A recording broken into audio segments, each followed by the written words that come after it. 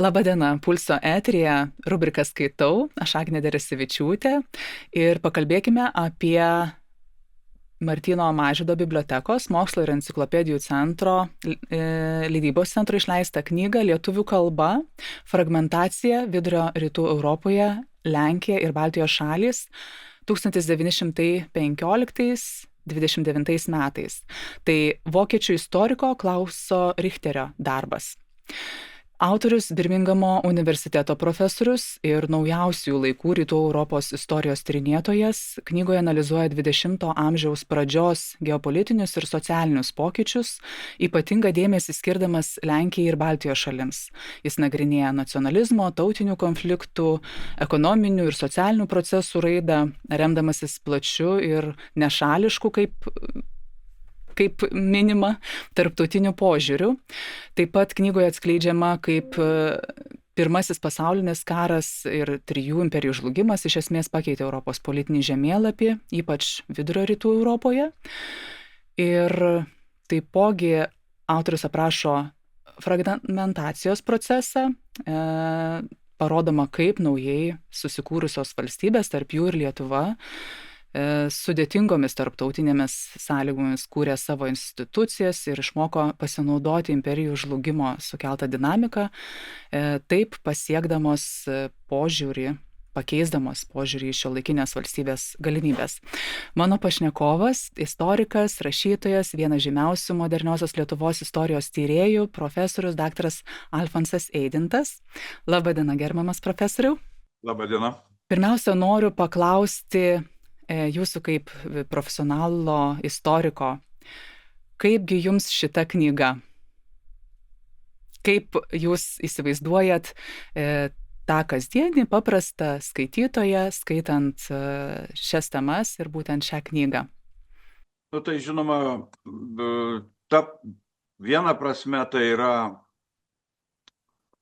smagu, kad pasirodė tokia knyga, todėl kad tokios regioninės apžvalgos ar analizės procesų ne vienoj šaly yra nedažnos. Tai yra gana retos knygos, kurios mums turi būti įdomios. Visų pirma, turi būti įdomios dėl to, kad į mūsų ir į Lietuvos istoriją tame tarpe šito laikotarpį yra žvelgiama plačių kontekstų, iš labai plataus konteksto daugelio šalių. Ir tas pasirinkimas Lenkija ir Baltijos valstybės, vadinant jas mažosiomis, autorius jas vadina mažosiomis valstybėmis, visiškai nekreipdamas dėmesio čia ta prasme į Lenkijos, sakykime, dydį, žymiai didesnę ekonomiką ir gyventojų skaičių ir teritoriją ir panašiai.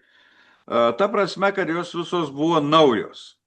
Ir jos tarp tų rimtų senųjų valstybių buvo traktuojamos, sakyčiau, kaip netitinkančios tą kategoriją, kaip žemesnio rango valstybės. Ir autorius vienoj vietoj ir pažymi, kad pavyzdžiui bolševikai Sovietų Rusiją vadino tas valstybės limitrofais arba pasienio valstybės, vokiečiai Randstaaten irgi pakraščio valstybės, kitaip sakant, turėjusios tokią funkciją riboti vakarų Europą nuo bolševizmo ir jomis toks pasitikėjimas buvo rodomas tuo metu, kai reikėjo atsimušti nuo bolševikų armijos žygiavimo į vakarus. Vėliau jau jų vaidmuo pagal autorių sumažėjo ir jos vadinamos dar kartais laikinomis valstybėmis. Tai čia mums toks šaltas dušas, todėl kad, žinot, mes, Lietuvos istorikai, rašom savo tautos veiklą ir pastangas atkurti valstybę, labai didžiuojamės to, kad jinai buvo atkurta, įtvirtinta, priimam tai kaip didelį stebuklą, todėl kad tai buvo nepaprastai sunku. Ir aš čia vieną iš karto autorių turėčiau tokį priekaištėlį, jis nelabai akcentuoja, kad tai buvo karo nusiaubtos šalis. nusiaubtos Pirmo pasaulinio karo veiksmų. Nu tai va, tai trumpai tariant, jeigu tai būtų atsakymas į jūsų klausimą, tai yra įdomi knyga, reikalaujanti tokio nemažo istorijos ir kitų šalių žinojimo, todėl kad jis iš tikrųjų šokinėja nuo vienos prie kitos šalies procesų ir skaityti ją nebus lengva. Taigi dabar remkimės tuomet autoriaus sukurtų turinių surinktų. Taigi kokią įtaką Pirmasis pasaulinis karas ir 3 imperijų žlugimas turėjo naujų valstybių Lenkijos ir Baltijos šalių susikūrimui. Gal galite plačiau pakomentuoti autoriaus? Nu tai žinoma, pasaulinis karas sudarė galimybę tom tautom paskelbti apie save ir apie savo norus, be abejo, atgimusios tautos, jų nacionaliniai išsivadavimo judėjimai ir siekė tos valstybės ir atsiranda Pirmo pasaulinio karo metu tokia galimybė. Galimybė ta prasme, kad visos kariaujančios šalis norėjo atrodyti labai demokratiniam ir gerom ir dievagojasi, kad jos pripažįsta tautų apsisprendimo teisę.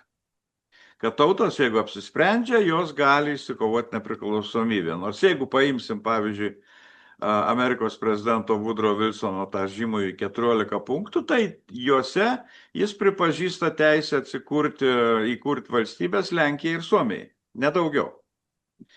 Tai Baltijos valstybėm čia jau buvo žymiai sunkesnis uždavinys. Ir karas leidžia sutelkus jėgas ir lietuvių jėgas išbarstytas po kelias valstybės. Labai Jungtinėse Amerikos valstijose gyveno apie 300 000 lietuvių jau emigrantų. Rusijoje pasitraukė apie 300 000 lietuvių. Pradėjo veikti ten jų komitetai lietuvių ir kultūrinė veikla, ir politinė, ir partijos ten kūrėsi. Lietuvoje be abejo, kur vokiečiai leidžia 17 metų konferenciją sukviesti vasarą ir išrinkti joje Lietuvos tarybą iš 20 žmonių, be ypatingų ten įgaliojimų, bet tokia kaip ir institucija, kuri gali kalbėti, kuri siekia kalbėti lietuvių tautos vardu, ir lietuvių politiniai centrai Šveicarijai. Būtent Juozo Gabrio vadovaujamas informacijos biuras, perkeltas 15 metais iš Prancūzijos, kuri kaip kariaujantis šalis įvedė cenzūrą ir neleido jau visko rašyti, ką norėjo lietuviai rašyti ir panašiai. Tai šita koordinacija, lietuvių pasitarimai, konferencijos Švedijoje sugebėjo pasikeisti vis dėlto žiniomis ir tikslais, ką reikia daryti. Taigi kelti lietuvių tautos, iškelti lietuvių tautos klausimą ir Lietuvos nepriklausomybės, valstybės atkūrimo klausimą. Ir kėlė Lietuvos tarybą vokiečiam jau pačioj Lietuvoje. O tikslai buvo be abejo tų didžiųjų valstybių, ne taip, kad duota tą nepriklausomybę. Čia yra turbūt gal tas tautinis svarbus momentas mums. Bet kad mes išnaudojom, mūsų protėviai išnaudojo šitą galimybę iškelti klausimą ir pareikalauti tos nepriklausomos Lietuvos patiem veikiant kūrimo prasme. Tai čia visų lūkesčiai mūsų įsipildė, nors priminsiu ir klausytojams, kad juk Lietuvos tarybos 17 metų gruodžio 11-12 dienos deklaracija nepriklausomybės pažadanti 4 konvencijas Vokietijai, kuri buvo labai kritikuojama, ir vėliau jau vidinės kovos pagrindu atsiradusi vasario 16-osios 1918 metų deklaracija jau rodė labai aišku tikslą, o Lietuvos taryba irgi juk vokiečiai leido tam, kad būtų jos dėka lengviau inkorporuoti kažkokią kitokią formą tas valstybės į karą laimėjusios Vokietijos sudėtį. Rusijos tikslas buvo nepaleisti tų Baltijos valstybių. Nu tai va, tai čia desningai Richteris, autorius Klausas Richteris prieina, pats jis yra vokietis ir kai kur jis šiek tiek ir atstovauja didžiosios valstybės Vokietijos interesą, kalbėdamas ir rašydamas apie tai, nes matosi, kad jam tas valstybių, tas regiono fragmentacija imperijų suirimo metu, fragmentacijai supranta kaip naujų valstybių atsiradimą. Mums tai yra pergalė, galbūt imperijom tai yra pralaimėjimas kartu su jų ambicijų žlugimu. Nes pavyzdžiui, 19 metų yra 19 metų balandyje yra šaltinis toks užsienio reikalų ministerijos Vokietijos aukštas pareigūnas Rudolfas Nadolny rašo, tarnybiniam rašte rašo, kad mums naudingas yra Lietuvos atsiradimas, nes Lietuva mums vertingiausia, o ne Latvija ir Estija dėl savo geopolitinės padėties. Į tai buvo žiūrima labai, labai pragmatiškai ir neatsitiktinai turbūt ta knyga yra Richterio, jinai yra komponuojama ir žvelgiama į atsirandančias problemas, būtent tam Europos regionui. Tai autorius, kodėl būtent jo dėmesys krypsta į Lenkiją ir Baltijos šalis? Paminėjote, kad kaip skydas, paminėjote, kad įdomiausia buvo Lietuva, bet platesniu kontekstu gal truputėlį pakomentuotumėt. Taip, tai jo tokios problemos keliamos, kad ta fragmentacija visų pirma suardo senasias sienas ir apie ką jis kalba ir rašo. Su tam tikrų tokių, sakyčiau, požiūriu, kad atsiranda problemos, kurių neturėjo būti.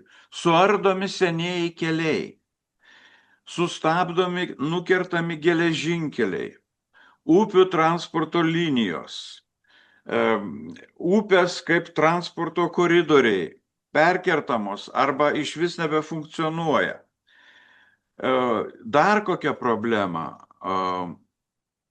Vykdoma žemės reforma, keičia visą struktūrą, revoliuciniai pertvarkymai, nacionalizuojama arba už išpirką paimama stambiosios žemėvaldos rankose buvusi agrarinė teritorija ir skirstoma vietiniam gyventojam, valstiečiam, Latvijoje, Estijoje, Lietuvoje, Lenkijoje mažiau, kadangi ta stambioji dvarininkų žemėvalda ten išlieka kaip kovos forma. Ir dar vienas dalykas, kuris, aišku, neišvengiamai atsiranda, kad tarp tų naujų valstybių atsiranda teritoriniai prieštaravimai. Visai kiti tikslai.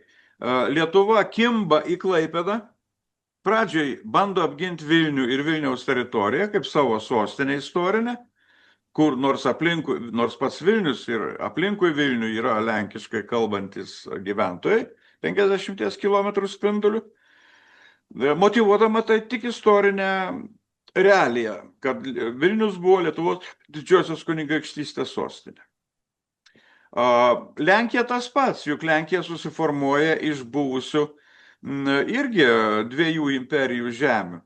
Tik tai yra rytinė Lenkija, buvus Rusijos imperijai, arba pietrytinė, tai buvus Austrijos Vengrijos imperijai, faktiškai kaip irgi lydosi iš vakarietiškos ir rytietiškos, kaip ir Lietuva formuoja savo teritoriją iš vokiškai kalbančio Klaipėdos krašto, dominuoja vokiečių kalba. Ten gyvena daug lietuvių, taip, bet jie yra buvę Vokietijos piliečiai ir jie savo, kažkur išlaiko tą tokį būtent buvusios pilietiškumą senai Vokietijai.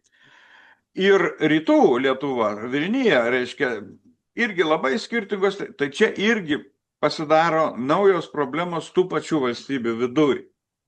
Tai čia yra įdomus, mums, žinoma, tai nieko nėra naujo, bet kada lygina, sakykime, Lenkiją ir Lietuvoje, ir Latvijoje, ir Estijoje kažkas panašaus. Tai labai įdomus jo vertinimas yra, kad kada prasideda jau perversmai tose valstybėse, Lietuvoje 26 metais ir ateina į valdžią tokie nacionalistiniai režimai, sakytume, kaip labai stipriai išreikšto tautiškumo režimai, kaip Smetonos režimas, tai jis taip gana nustebusiai rašo, kad nacionalistinis režimas ateina į valdžią, bet jie formuluoja, kad pagrindinė ta tautybė, krašto, lietuvių tautybė, šito nacionalizmo politikoje bando susilyginti teisėm su tautiniam mažumom arba galimybėm su tautiniam. Ką jis turi omenyje? Aš manau, kad jis nepaaiškina plačiau, gaila, bet aš manau, kad jis turi galvoj tai, kad prekybininkai Lietuvoje, pirkliai daugumoje buvo žydai. Prekyba, užsienio prekyba, importas, eksportas buvo žydų rankose. Valdžia buvo lietuvių rankose.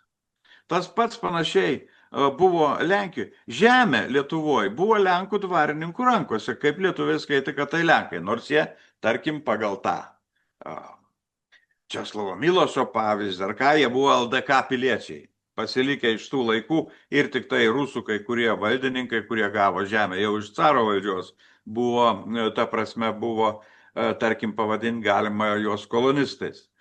Tai va čia tokių įdomių dalykų vyko ir va šitoj visoj gana keistoj situacijoje dar trukdo ne tik šitos būtinos įvykdyti reformos ir ta vidinė tokia sankloda ir pasiskirstimas, bet ir prieštaravimai tarp tų pačių valstybių, tautybių, iš kurių, iš tautinių mažumų, šiaip jau tos valstybės reikalauja tik tai lojalumo. Lojalumo ir tada jūsų teisės bus apgintos. Bet tai yra, žinoma, problema. Ir mes pristatėm tą knygą su daktaru Česlovu Laurinavičium ir profesorium Zenonu Butkumi knygų mugėje. Tai jie irgi tą pastebėjo truputį tokią autoriaus neišbaigtą liniją. Kai kurių jis iškelia problemą, suformuluoja, labai įdomų požiūrį pateikia, bet neišsprendžia jo. Jis toliau neina. Pavyzdžiui, yra puslapį 7 ir 36 jis, kada jis rašo, kaip stengiasi Vokietija išlaikyti Lietuvą ir pasilikti savo sudėtį, jisai rašo, kad vokiečiai stengiasi užverbuoti kai kurios iškilius lietuvius, kad vykdytų tą palankę jiem liniją. Ir jis teigia, kad jie užverbuoja Joną Vileišį, kuris buvo, reiškia, vokiečių suimtas už lietuvių veiklą, ir ekonomistą Albiną Rimką, kad jie veiktų Vokietijos naudai. Ir viskas. Ta prasme, kad jie tampa jau Vokietijos agentais, bet Jonas Vileišis vienas iš tų, kuris kovoja už vasario 16 akto formuluotę, turbūt aktyviausiai. Tai visai nerodo jo veikiančio Vokietijos naudai. Ta kažkaip reikia tokius dalykus užbaigti. Jeigu jau tu pradėjai, galbūt rado kokiam dokumente, bet tas, žinot, tas žodis agentas, tie agentų reikalai yra visada labai keblus, kadangi labai sunku juos įrodyti. Jeigu, gal jis ir neturėjo daugiau duomenų žmogus, bet, tai čia nieko tokių pavardžių mums tai daug reiškia, bet iš esmės tai nieko knygai neduoda. Įdomesnis dalykas buvo tai, kad kai kurios įžvalgos yra tikrai vertingos. Pavyzdžiui, aš pats nemažai rašiau ir 2 knygas apie Aleksandrą Stulginskį, jo veiklą Lietuvos taryboje. Ir 18 metų pirmoj pusėje labai aktyviai pradeda dirbti taryba, kuri negauna valdžios į savo rankas nieko. Bet jie sukuria komisiją, vokiečiai leidžia tą daryti, ir jie labai dirba daug lietuvių pabėgėlių iš Rusijos ar Austro-Vengrijos grąžinimo į Lietuvą klausimą. Tai čia buvo įdomu. Pasirodo, kad jisai matyt rado dokumentus, kad vokiečiai leido, sudarė geresnės sąlygas, kad kuo daugiau lietuvių grįžtų į Lietuvą, kadangi Lietuvos taryba atseit dirbo Vokietijos naudai, ranka rankon, ir reikėjo stiprinti tą būsimą Lietuvos tarybos valdžią, jau projektuojamą, o reikėjo kadrų. Ir būtent paspartino vokiečiai, leido kurtos siųsti atstovus į Rusiją, Lietuvos tarybos atstovai vyko į Rusiją parvežti tų žmonių, padėti, organizuoti traukinius, jų susižinojimą ir panašiai. Tai čia toks įdomus momentas, kuris buvo nepaprastai Lietuvai naudingas, kadangi vis dėlto kelios gimnazijos buvo evakuotos, iš kurių išėjo daug žymių žmonių. Voronežo gimnazija, tai ne tik Antanas Sniečkus ją baigė, bet baigė ir Stasys Lozoraitis, mūsų būsimasis užsienio reikalų ministras, ir daugybė kitų jaunų vaikinų, kurie jau 21 metais stoja į Lietuvos tarnybą. Galų gale Lietuvos diplomatų daugybė ten mokėsi būsimųjų ir šiaip šviesių žmonių, būsimų nepriklausomos Lietuvos specialistų. O sakykite, karas pakeitė prekių mainų ir kultūrinių tinklų struktūras Vidurio Rytų Europoje. Gal galite trumpai pakomentuoti iššūkius ir kaip pakeitė? Tai žinoma, pagrindinis dalykas, ko dėja Richteris yra, man atrodo, jis neužčiuopia. Yra lyg tai viena kita eilutė. Suprantat, mes neturėjom priėmimo prie pasaulio finansinių fondų. Mes negalėjom paimti paskolų reikalingų. Viską reikėjo vystyti iš savęs, kaip sakant. Ir neatsitiktinai sovietiniai istorikai labai puldavo, kad čia, reiškia, valdžia įsteigė akcinės bendrovės, reiškia, lietūkį ir panašiai, bankus davė didelius, kad nebuvo iš ko paskolinti. Valdžia turėjo steigti. Valdžia turėjo padėti steigti ekonomikos pagrindą, akcinės bendrovės, prekybos, pramonės, fabrikus. Juose turėjo didelį procentą, atsiranda tas etatizmas, kodėl Klaipėda su Lietuva taip sunkiai susijungia. Klaipėdoje dominavo privatus verslas, privati nuosavybė. Lietuvos įmonės buvo pusiau valstybinės.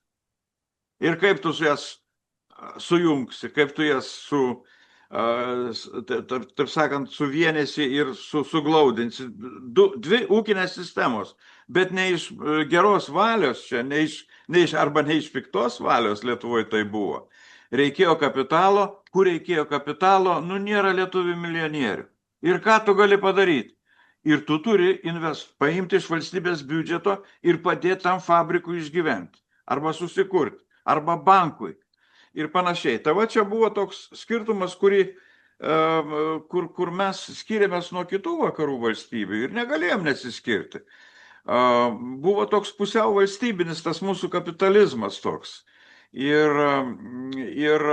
prekyba, gal prekyba buvo kitas reikalas, čia mažiau tų kapitalų reikėjo, bet vis dėlto reikėjo ir sandėlių, ir šaldytuvų, ypač išvežant lietuvišką bekoną, kas vėliau viskas atsirado palaipsniui, bet vėlgi su valstybės parama.